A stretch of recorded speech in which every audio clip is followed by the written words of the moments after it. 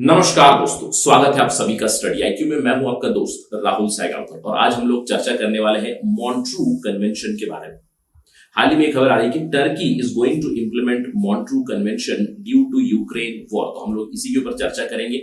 सबसे पहले हम लोग समझेंगे ये मॉन्ट्रू कन्वेंशन है क्या, टर्की क्यों इसको इंप्लीमेंट कर रहा है। टर्की अगर इसको इंप्लीमेंट कर रहा है तो इसकी वजह से रशिया और यूक्रेन का जो क्राइसिस है, जो वॉर है, उसके ऊपर क्या परिणाम होगा। हम लोग एक सवाल उठाएंगे, क्या मॉन्ट्रू कन्वेंशन की इंपोजिशन की वजह से युद्ध खत्म हो सकता है क्या। That's the question that we are going to discuss here. अगर आप यूपीएससी सिविल सर्विस की तैयारी कर रहे हैं, स्टेट पीएससी की तैयारी कर रहे हैं, then this discussion is very important for you, क्योंकि पहले भाग में हम लोग जब मॉन्ट्रू कन्वेंशन के बारे में बात करेंगे, बहुत सारी चीजों के ऊपर आपको क्लैरिटी मिलेगी। सबसे पहली चीज, कंफ्यूजन नहीं होनी चाहिए मॉन्ट्रू कन्वेंशन और मॉन्ट्रू रिकॉर्ड के बीच। आपने पहले भी मॉन्ट्रू का नाम सुना होगा, क्यों? क्योंकि जब भी हम लोग बात करते हैं रामसर कन्वेंशन के बारे में, रामसर कन्वेंशन ऑन वेटलैंड्स, उससे जुड़ी हुई एक चीज है मॉन्ट्रू रिकॉर्ड। तो आप मुझे बताइए कमेंट सेक्शन में मॉन्ट्रू रिकॉर्ड क्या है। इनफैक्ट इस डिस्कशन के दौरान आपके लिए मल्टीपल सवाल है जिसमें आपको कमेंट करके मुझे जवाब देना है, ठीक है। तो हमारा एजेंडा आज रहेगा समझना मॉन्ट्रू कन्वेंशन, जिसको कंफ्यूज नहीं करना है आपको मॉन्ट्रू रिकॉर्ड के साथ, right. Let's begin our discussion. और अगर आप तैयारी कर रहे हैं कॉम्पिटिटिव एग्जाम्स की, then do visit our website studyiq.com, या फिर आप हमारा ऐप भी डाउनलोड कर सकते हैं गूगल प्ले स्टोर से। और ध्यान रखिए, नया प्रोडक्ट या फिर नया कोर्स लॉन्च हुआ है हमारा, fundamentals of stock market investing by renowned Parimal Ade. आप इस कोर्स को खरीद सकते हैं, आप इस कोर्स को एनरोल कर सकते हैं। डू यूज द कोड राहुल33। इस कोर्स में भी आपको 33% डिस्काउंट मिलेगा ऑन स्टडी आईक्यू। चलिए चर्चा शुरू करते हैं। जैसे कि मैंने आपको बताया, हाल ही में टर्की ने डिसाइड किया कि वो इंप्लीमेंट करेंगे मॉन्ट्रू कन्वेंशन को। क्यों?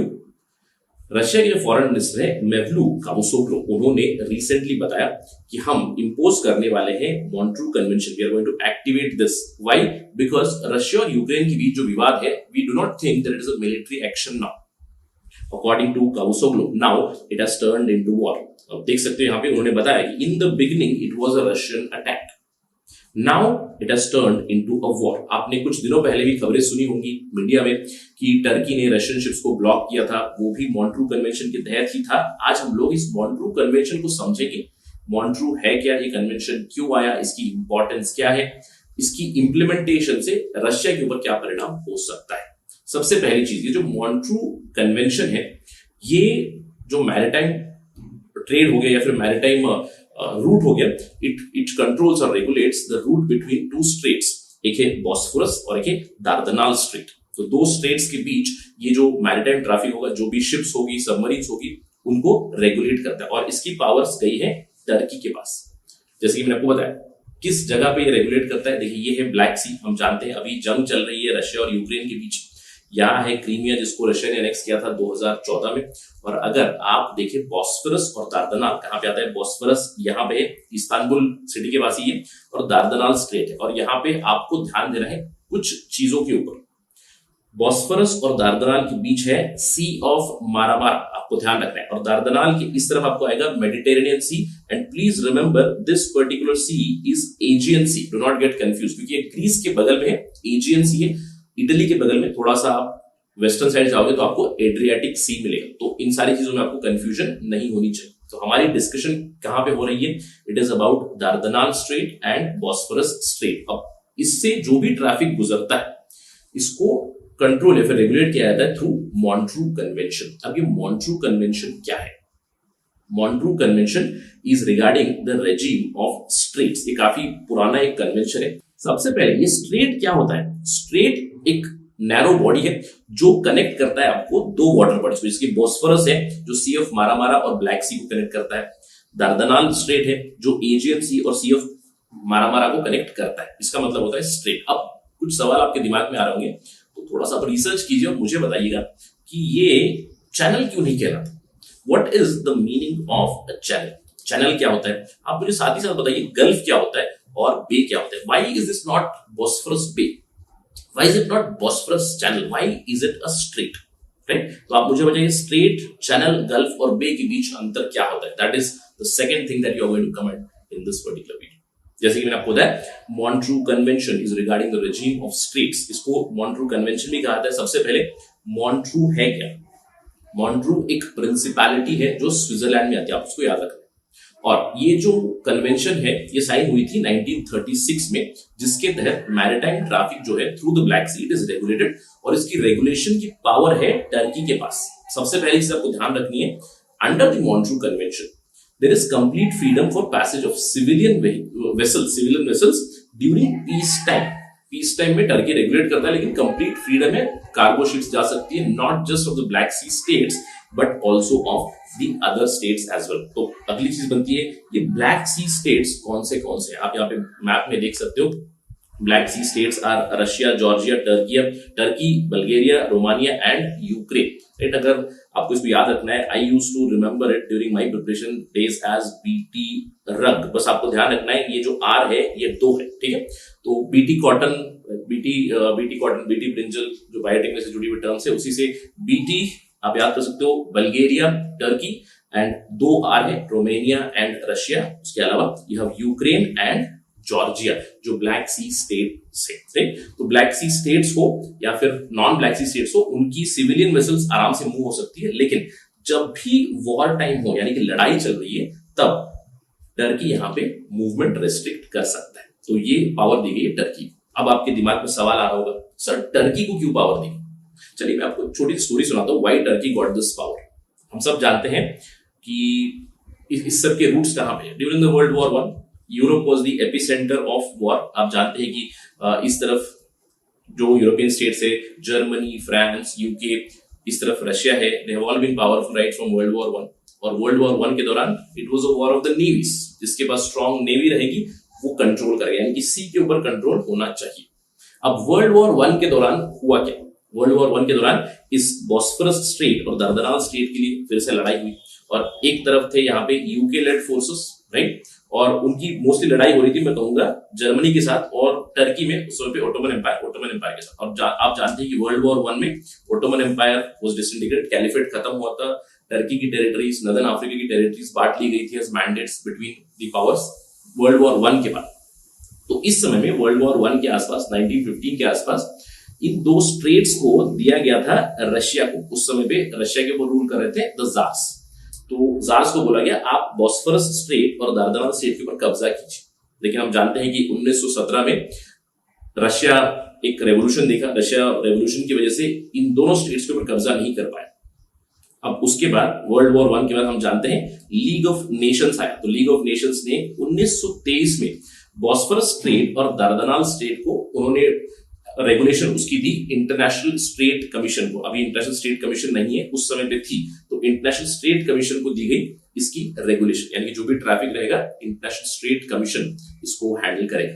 लेकिन हम जानते हैं कि league of Nations itself was a big failure. तो फेलियर हुआ क्यों? क्योंकि अग्रेशन हो रहा था, एक तरफ से इटली का अग्रेशन हो रहा था, एक तरफ से जर्मनी का अग्रेशन हो रहा था, हिटलर का अग्रेशन हो रहा था। तो उस समय पे टर्की ने रिक्वेस्ट किया कि सारे देश मिलकर we need to come up with some sort of a convention to regulate the passage through Bosphorus and Dardanelles. फिर इवेंचुअली अंडरस्टैंडिंग से टर्की को पावर दी गई यहाँ पे टू कंट्रोल और regulate the Bosphorus and Dardanelles straits. और तब से लेकर अभी भी 1936 से लेकर अभी भी वही चलता आ रहा है। जैसे कि मैंने आपको बताया, इसका कोर जो थीम है या फिर कोर प्रिंसिपल है, आपको कंप्लीट फ्रीडम होनी चाहिए ऑफ पैसेज, राइट। बस टर्की को इंटिमेशन करनी है complete freedom of passage during peace time. जब भी शांति के समय चल रहा है कंप्लीट फ्रीडम है किसी भी देश को, not just Black Sea states, non Black Sea states also, right. और हम जानते हैं कि स्ट्रेट्स या फिर वाटर बॉडीज काफी महत्वपूर्ण होती है, और ये जो स्ट्रेट है this is also very important, both Bosphorus and Dardanelles. यहाँ से 3 मिलियन बैरल तेल एक्सपोर्ट होते हैं, यानी कि मूवमेंट होती है mostly from Russia, Azerbaijan, Kazakhstan. Every day 3 million barrels of oil. इस रूट से बहुत सारा iron, steel, agriculture product Europe से रेस्ट ऑफ द वर्ल्ड को जाता है। अभी फिलहाल तो इसकी महत्वता और भी ज्यादा है क्योंकि क्राइसिस चल रही है रशिया और यूक्रेन की। Now this is gain a lot of importance, ये सब हम लोग जानते हैं। अब सवाल ये उठता है कि मॉन्ट्रू कन्वेंशन में है क्या? जैसे कि मैंने आपको बताया रेगुलेशन की पावर दी गई है, उसके अंदर 29 आर्टिकल्स है। आर्टिकल 3 से 7 मर्चेंट शिप से डील करते हैं, कंप्लीट पैसेज दी जाती है for Black Sea states, non Black Sea states both. लेकिन आर्टिकल 8 से लेकर 22 पे वॉर वेसल्स, यानी कि जब भी वॉर चल रहा है या फिर वॉर वेसल्स जैसे कि बड़ी बड़ी शिप्स हो गई, आपकी क्रूजर्स हो गई, आपकी वेपन्स लेके जा रहे हो, तो उसको कैसे रेगुलेट करना है उसके लिए आर्टिकल्स लिखे गए। और जैसे कि मैंने आपको बताया की कॉन्सेप्ट क्या है, there has to be freedom of passage and navigation by sea, जो आर्टिकल 1 और 2 में ही लिखे गए। लेकिन कुछ रेस्ट्रिक्शंस है, restriction specially non Black Sea states के लिए। अगर आपको यहां से आपका वेसल मूव कराना है तो 15 दिन पहले आपको टर्की को बताना पड़ेगा, नोटिस देनी पड़ेगी। अगर ब्लैक सी स्टेट है तो 8 दिन पहले आपको टर्की को नोटिफाई करना पड़ेगा, ठीक है। इसके अलावा no single ship heavier than 10,000 tons can pass, ये बताया गया।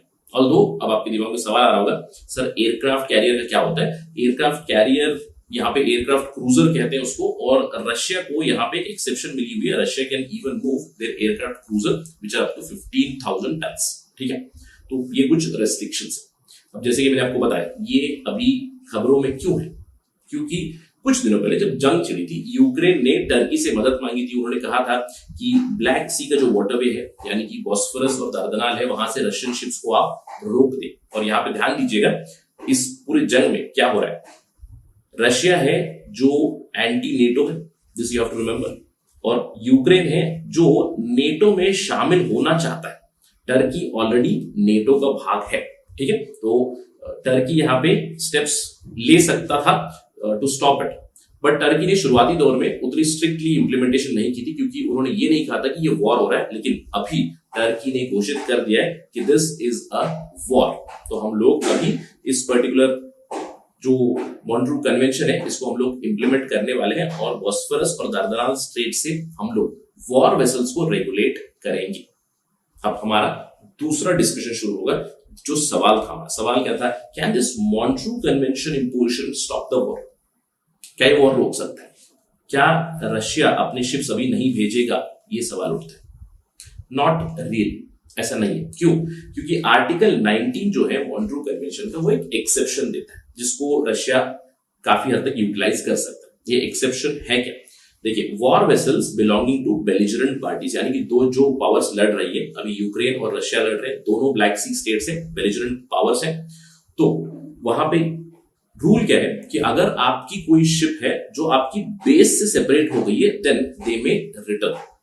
सिंपल चीज है। अगर हम लोग इस डायग्राम पे चले जाए, यहाँ पे देखिए, अगर रशिया का कोई बेस है यहाँ पे और उनकी कोई इस बेस की ship, it is in the Aegean Sea और मेडिटेरियन सी, कहीं पे भी हो, then it can return to this particular base. और अगर समझ लीजिए यहाँ पे कोई बेस है तो रशिया का शिप वापस उस बेस पे जा सकते हैं, अगर वो शिप उस बेस का है, ठीक है। तो सिंपल चीज है, they can return to their bases and Turkey can not prevent this, original base पे जा सकते। अब सवाल ये उठता है कि सर अगर ओरिजिनल बेस पे मुझे भेजना है तो क्या मैं उस शिप का बेस ही बदल सकता हूँ? बिल्कुल। अगर हम लोग बात करें इंटरनेशनल मैरिटाइम ऑर्गेनाइजेशन की, official assignment of a ship की, शिप इस पोर्ट में रहेगा, इस पोर्ट में बेस रहेगा, ये किसका अधिकार होता है? ये अधिकार होता है अथॉरिटी ऑफ द स्टेट। तो क्लियरली रशिया इसको इस्तेमाल कर सकता है। Russia can exploit this to violate और I would say to use a loophole in the Montreux convention.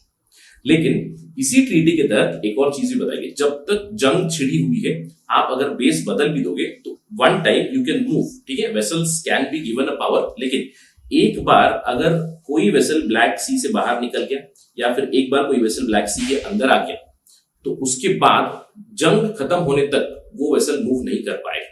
Although they can return to the basis, but if you change the basis also, कि आप कहो कि इस ship का base हम बदल रहे हैं और ये बाहर जाएगा, तो वॉर टाइम के बाद मूवमेंट नहीं कर सकते। That means there would be absolutely no entry to the Black Sea or no exit to the Black Sea once the ship enters or leaves, right? So technically, अगर आप confuse हो रहे हैं यहाँ पे, तो इस चीज का अर्थ क्या होता है? सिंपल चीज है, मॉन्ट्रू कन्वेंशन शॉर्ट टर्म में ज्यादा रेलेवेंट नहीं होगा। शॉर्ट टर्म में मतलब अभी अगर जैसे ही टर्की कहे मैं मॉन्ट्रू कन्वेंशन इंप्लीमेंट कर रहा हूं, और टर्की ने कहा है कि हम उसको काफी ट्रांसपेरेंटली इंप्लीमेंट करेंगे, तो रशिया जो भी अपनी कैलकुलेशन से जो भी मैन्यूवरिंग करनी है, जिस किसी शिप का भी बेस बदलना है तो बेस बदल सकता है। शॉर्ट टर्म में they can move their ships, they can move their cruisers etcetera. लेकिन लॉन्गर रन में अगर कॉन्फ्लिक्ट ड्रैग हो गया तो समझ लीजिए उन्होंने शिप्स अपनी मेडिटेरेनियन सी से ब्लैक सी में मंगवाई है, ब्लैक सी से मेडिटेरेनियन गई हुई है, तो वॉर खत्म होने तक वहीं स्टेशन रह जाएगी। Clear? The ships would be there itself. Even if you change the base later, you cannot do it. तो अगर लॉन्गर रन में कॉन्फ्लिक्ट ड्रैग हुआ तब मुश्किल हो सकती है। क्यों मुश्किल होगी? क्योंकि रशिया को अपनी मिलिट्री प्रेजेंस बैलेंस करनी पड़ेगी between Black Sea and Eastern Mediterranean Sea. तो इसीलिए शिप्स को एक बार वो लोग सेट कर सकते हैं अपनी अपनी यूज के अनुसार, लेकिन उसके बाद जब तक वॉर खत्म होगा they will be there itself, इधर का इधर उधर का उधर। तो इसकी वजह से रशिया को थोड़ी लिमिटेशन जरूर हो सकती है, बट इससे वॉर के ऊपर, इमीडिएट वॉर के ऊपर ज्यादा कुछ परिणाम नहीं होना चाहिए। In fact Russia also knows this. जब टर्की ने कहा कि हम मॉन्ट्रू कन्वेंशन को इंप्लीमेंट कर रहे हैं, तो Russia said we appreciate Turkey stand on this, right? क्योंकि जो अनवय है रशियन एम्बेसडर अलेक्सी यरकोव, इन्होंने कहा that we appreciate Turkey's implementation of Montreux convention because they do know that there are loopholes. और साथ ही साथ यहाँ पे एक बैलेंस भी करना पड़ेगा, क्योंकि अगर आप टर्की की बात करें, एक तरफ टर्की के अच्छे संबंध है यूक्रेन के साथ भी, यूक्रेन नेटो में आना चाहता है, टर्की के डिसेंट इनफ रिलेशंस है with Russia also, although there are some disagreement specially with respect to the Syrian crisis, but nonetheless दोनों के साथ भी टर्की के संबंध काफी अच्छे हैं। अब टर्की इसको कैसे इंप्लीमेंट करेगा, कैसे इस्तेमाल करेगा मॉन्ट्रू कन्वेंशन को, ये देखने वाली चीज है। इसका क्या परिणाम होगा in the long run, will see if any update comes, so that we will talk about that as soon as possible on Study IQ. But that is it right now in this discussion. Thank you for watching this. Jai Hind.